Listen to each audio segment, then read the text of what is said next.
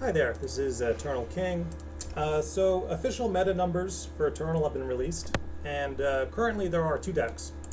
There's a Zoe Targon deck, and again there's two versions of it, but it's one deck, where every single card in the deck cycles. So following off some of the kind of invoke buffs, every single card, whether it's the Fangs, whether it's the new invoke Celestial card, whether it's Aphelios, whether it's Victor, whether it's Samara, every single card in the entire deck cycles. And basically, it doesn't care what happens, because again, none of the cards in the deck matter.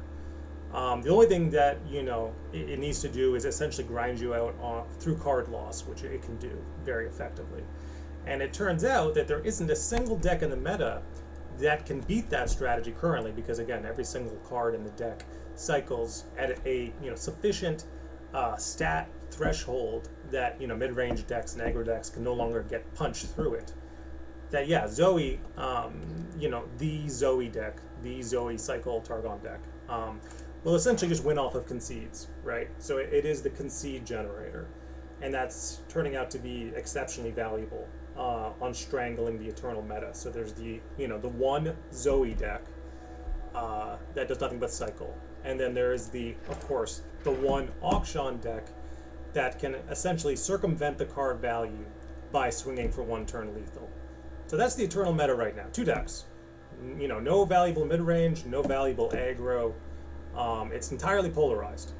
In fact, traditional deck building where you're trying to level champs and play the video game for kind of its strengths and what it's good at.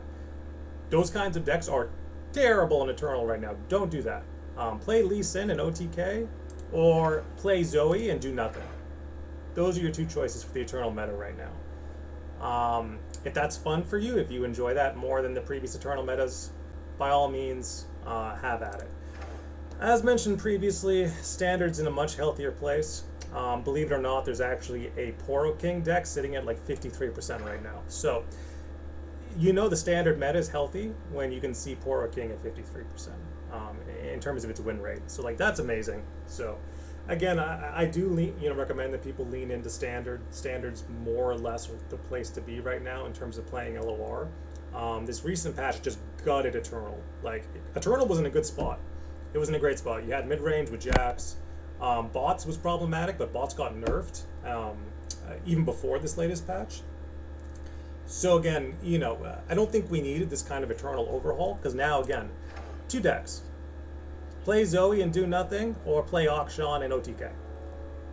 Those are the two decks in Eternal, and every single other deck and champion in the extended card format has been absolutely throttled. The life has been squeezed from it.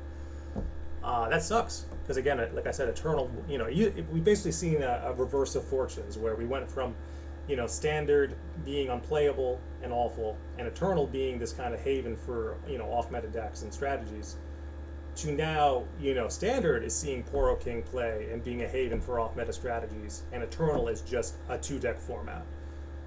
That really sucks, 3 days in. But again, yay Standard. It's not terrible. I can stomach playing Standard and love laddering there. But I would love to see Eternal not just be the one Zoe deck and the one Auction deck. But this is Eternal King signing out. I don't know what Riot does here for Eternal, because again, they just released this huge patch where they were trying to address problems, and they actually made Eternal worse, way worse than it was before. It's almost hard to conceive how much worse it is now by comparison.